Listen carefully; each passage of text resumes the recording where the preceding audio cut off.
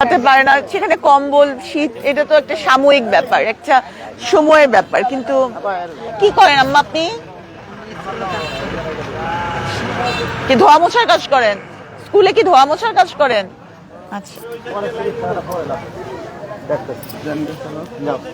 ওই যে একজন বয়স্ক মানুষ দেখলাম, সিকিউরিটি গার্ড নাকি জানি, মুরব্বী দেখলাম, ফ্যামিলি পাইছে। আচ্ছা পাইছে। আচ্ছা, আপনি কি করেন?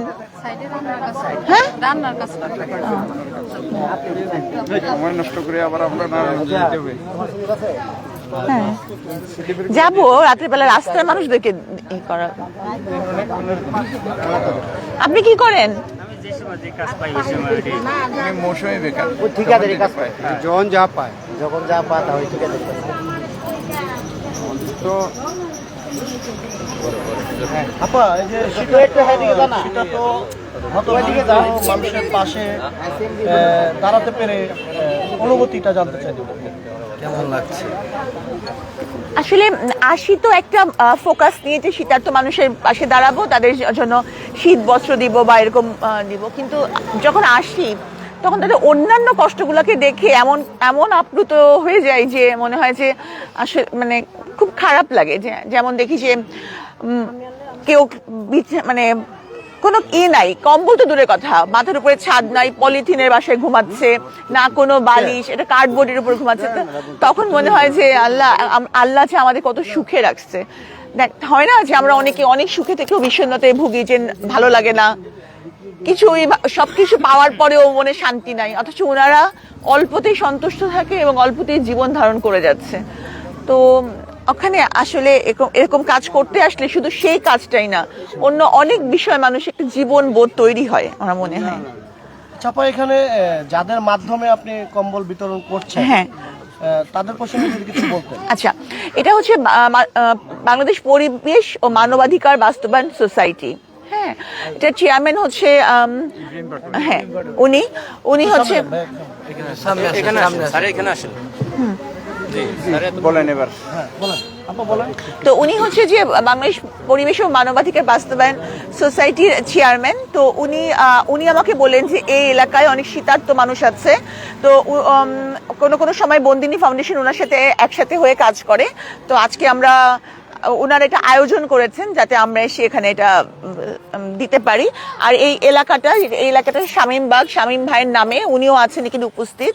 উনিও এলাকার মানুষকে, এই শীতার্ত মানুষকে হেল্প করেন। তো আমাদের এই আয়োজনের মধ্যে উনিও আছেন, তো যাতে আমরা একসাথে অনেক মানুষকে দিতে পারি, এটাই জন্যই। ভাই আপনার একটু অনুভূতিটা জানতে চাই। আমার অনুভূতি হচ্ছে যে কি, ডাক্তার সাবরিনা যখন বন্দিনী ফাউন্ডেশন শুরু করেছে তখন থেকে আমি চিন্তা করছি যে আসলে এটা একটা মহৎ কাজ। এই মহৎ কাজের পাশাপাশি আমি একজন মানবাধিকার কর্মী হিসেবে এবং একজন সিনিয়র সাংবাদিক হিসেবে, তো আমি এটা চিন্তা করছি যে কি, যে ওনাকে উদ্বুদ্ধ করি যে আসলে শুধুমাত্র বন্দিনী না, পাশাপাশি আত্মমানবতার সেবায় আরও কিছু দুঃখ দুর্দশাগ্রস্ত মানুষ এবং নিরীহ মানুষকে কিছু সহযোগিতা করার জন্য। আল্লাহ যেহেতু ডাক্তার সাবরিনাকে তৌফিক দিয়েছে, সেক্ষেত্রে আমরা যেভাবে তাকে ইনফ্লুয়েন্স করেছি সেভাবে সে মোটামুটি আগে আসছে। আগে আসার পর শুধু আমাদের এখানে না, বাংলাদেশের প্রত্যন্ত অঞ্চলে সে এইভাবে সহযোগিতার হাত প্রসারিত করে যাচ্ছে। এই জন্য বাংলাদেশ পরিবেশ মানবাধিকার বাস্তবায়ন সোসাইটি এবং শামীমবাগ এলাকাবাসীর পক্ষ থেকে শামীম ভাই সহ আমরা সবাই ডাক্তার সাবরিনাকে আন্তরিক অভিনন্দন এবং শুভেচ্ছা জানাচ্ছি। এবং আমরা আশা করছি যে আগামী দিনে সাবরিনা তার দানের হাত আরও প্রসারিত করবে এবং তার দ্বারা মানুষ উপকৃত হবে, এবং আমরা তার পাশে আছি, তার সাথে থাকবো এবং সে এগিয়ে যাক। ধন্যবাদ সকলকে। আচ্ছা, আর আমি একটা কথা বলতে চাই, এটা আমার কাছে এটা কোনো ক্রমেই দান না, এটা হচ্ছে একটা প্রতিদানের মতন। কারণ আমি একটা সময় খুব অসহায় অবস্থায় সময় কাটে, মানে আমার জীবনে 3টা বছর আমি খুব অসহায় ছিলাম। তো আমি বুঝি যে অসহায়ত্বের কষ্টটা। তো এটা হচ্ছে ওনাদের পাশে দাঁড়ানো, আর কিছুই না। শুধু ঢাকা শহর না, আজকে আমরা নারায়ণগঞ্জ যাব, এরপর যাব সোনারগাঁ থেকে আমরা যাব রাজবাড়ি থেকে যাব ফেনী। তো এইটা আপাতত আমাদের এই কয়টা জায়গা আমাদের আছে, এই কয়টা জায়গা আমরা ইনশাল্লাহ এই শীতে কভার করব। বাবা আপনি কি করেন? রিক্সা চালান? একজন মুরব্বী আছেন, আসেন তো বাবা। কি নাম আপনার? কি করেন আপনি? আপনিও কাজ করে খান? তাহলে ভালো। আমি যখন চায়না গেছিলাম তখন দেখছিলাম যে যাদের 90 ইয়ার্স তারাও কাজ করে খাচ্ছে। তো এখন দেখি বাংলাদেশেও অ্যাবাভ 70 ইয়ার্স এর মানুষরা কাজ করতেছে। এটা একটা ভালো দিক, মানে একেবারে খারাপ না, কিন্তু এটা একটা পজিটিভ দিক। হ্যাঁ, এরপরে কে স্লিপ দেন?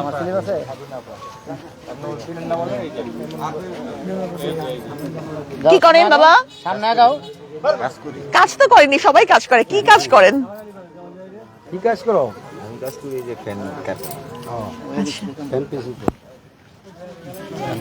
আমরা আসলে বয়স্ক মানুষদের আগে একটু অগ্রাধিকার দিই। আমার মনে হয় যে ইয়াংদের তো শীত কমই লাগে। অনেক বয়স্করা ছেলে মেয়ে পাঠায়, ওরা অনেক ও ছেলে মেয়ে পাঠিয়ে আছে। আচ্ছা আচ্ছা, আপনার আব্বা আছে না? কি করেন উনি? দোকানদারি করে, রাস্তা পিটা বেশ। এক একজন এক এক রকম, আসলে এটা ওইভাবে না ভাই। আসেন আব্বা, আপনি কি করেন? স্লিপটা আপনি স্লিপ করে তাই নাকি? বাহ, কি করেন? স্লিপটা কই ফুটপাতে ওই যে জামা কাপড় বিক্রি করে।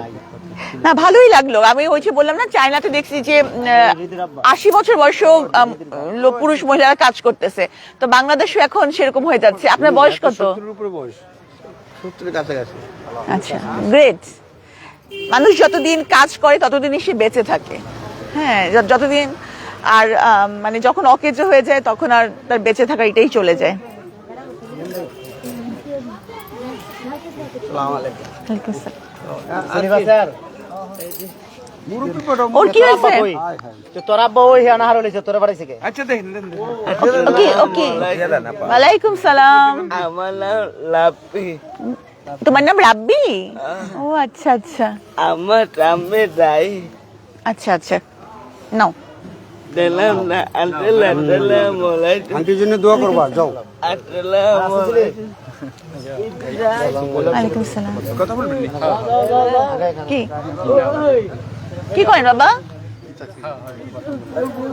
আচ্ছা ভাই, আপনারা একটু আমাদের এলাকাবাসীর পক্ষ থেকে এই যে ইসুফ ভাই মামা বলেন দুইটা কথা বলে। বিসমিল্লাহির রহমানির রহিম। আমি মোহাম্মদ আবু ইউসুফ, শামীমবাগ উন্নয়ন কমিটির জয়েন্ট সেক্রেটারি। আমাদের এই শামীমবাগ এলাকা এটা অবহেলিত এলাকা ছিল।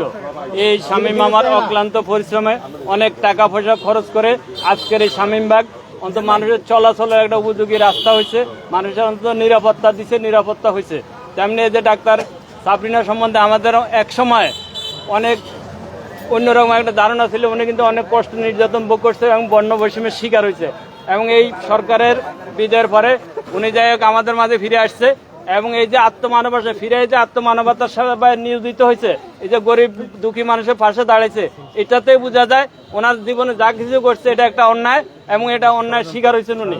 তো যাই হোক, আমরা অন্তত এইটুকু আশা রাখি, সামনে যতদিন অন্তত উনি আল্লাহ ভালো রাখে, আমাদের অন্তত এলাকার একটু খোঁজ খবর নেক, আমরা যাতে ওনার একটু সহযোগিতা পাই, এবং আল্লাহর কাছে দোয়া করি যাতে উনি এইভাবে সবার মাঝে থাকে এবং সবাই অন্তত একটু ওই সহযোগিতার হাত আল্লাহ বাড়াই দিতে পারে। এই বলে আমার বক্তব্য শেষ করলাম। আলহামদুলিল্লাহ। এই দেন Thank you. স্লিপ দেন।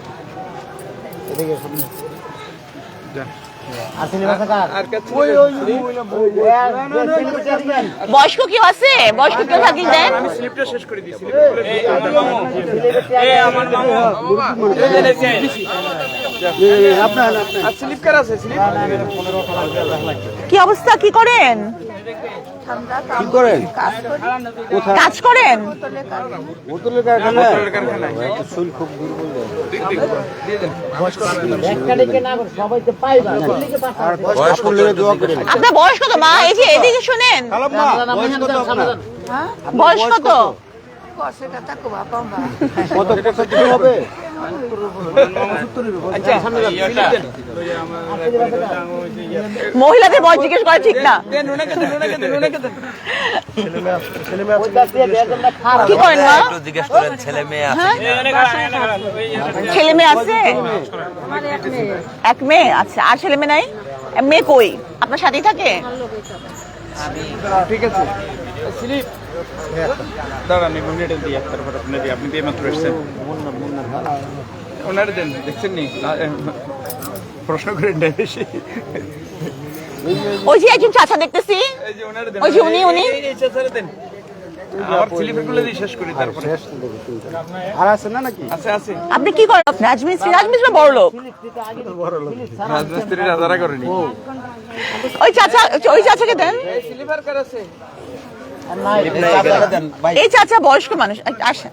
স্লিপটা আমার স্লিপার কার আছে স্লিপ দেন আগে, স্লিপ থাকলে আগে স্লিপ দেন। এই হারা জামাইবো। ওই জামা এটা একটা দিয়ে দেন আপনি। স্লিপটাই কার আছে আর কি করেন বাবা, আপনি কি করেন? হ্যাঁ, অটো চালান। ওই আরো নিয়ে আসেন এই যে আরেকটা স্লিপার ওই আর ঘরে আছে। আচ্ছা, স্লিপার কয়জনের আছে? আরো আছে স্লিপ আমি আমাদের তো 60টা দিয়ে হয়ে গেছে। সেটা হয় নাই আছে আছে, কম্বল থাকলে একটু নিয়ে আসতে হবে। নিয়ে আসি। দাঁড়ান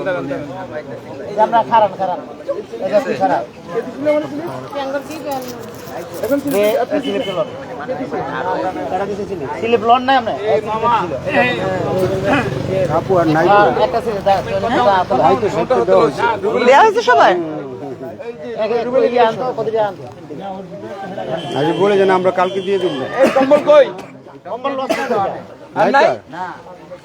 তো? কি কর না কয়টা স্লিপ আছে আপনার? সেটা হয় নাই আরো 4-5টা আছে ছিল কো? সেটা হয় নাই একটা লইছে হাতে আমি 35টা নামাইছি, এইটা তাহলে তো 65টা দেওয়া হয়ে গেছে। না পরিষ্কার হয় নাই স্লিপের বাইরে কয়টা দিলাম আমরা স্লিপের বাইরে গেছে দুইটা না বেশি